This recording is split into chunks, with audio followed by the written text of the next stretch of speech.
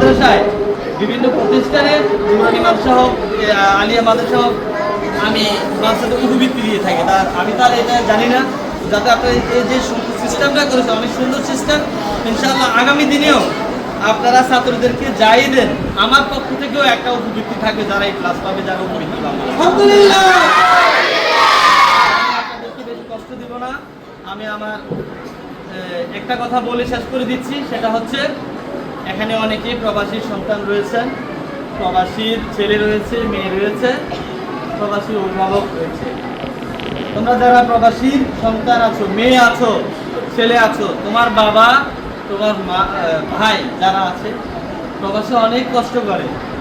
তোমাদেরকে বিশেষ করে যারা নুরানি মাদ্রাসায় পড়ালেখা করে, বিশেষ করে 80% লোকই প্রবাসীর, কেউ প্রবাসীর মেয়ে, কেউ প্রবাসীর ভাই, কেউ প্রবাসীর বোন। আপনারা সেই প্রবাসীদের জন্য দোয়া করবেন, কারণ দূর প্রবাসে আপনাদের বাবা ভাইয়ের আল্লাহ ছাড়া কেউ থাকে না। কারণ তারা যদি ওখানে অসুস্থ হয় অথবা কোনো সমস্যায় পড়ে, তখন দুনিয়াতে কেউ সহযোগিতা করতে আসে না আল্লাহ ছাড়া।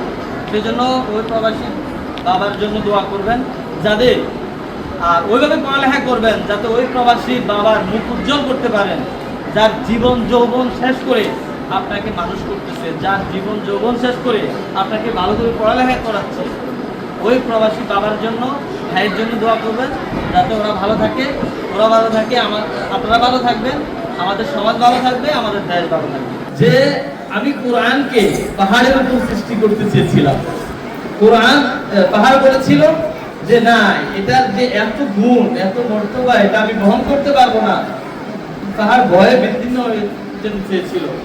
সেই কোরআনটাই আমাদের মানব জাতির উপরে, আমাদের আখিরি নবী মুহাম্মদ সাল্লাল্লাহু আলাইহি সাল্লামের উপরে নাযিল করা হয়েছিল।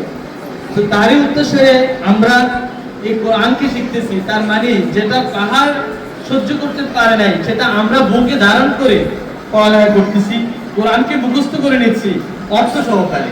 তাহলে দুনিয়াতে শ্রেষ্ঠ মানুষ হিসাবে আমরা যারা মানুষের পড়ালেখা করি তারা না, অতএব আর যারা মাদ্রাসায়, নুরানি মাদ্রাসায় পড়ালেখা করে, মেয়ে এবং ছেলে সবাই ভাগ্যবতী আমি মনে করি।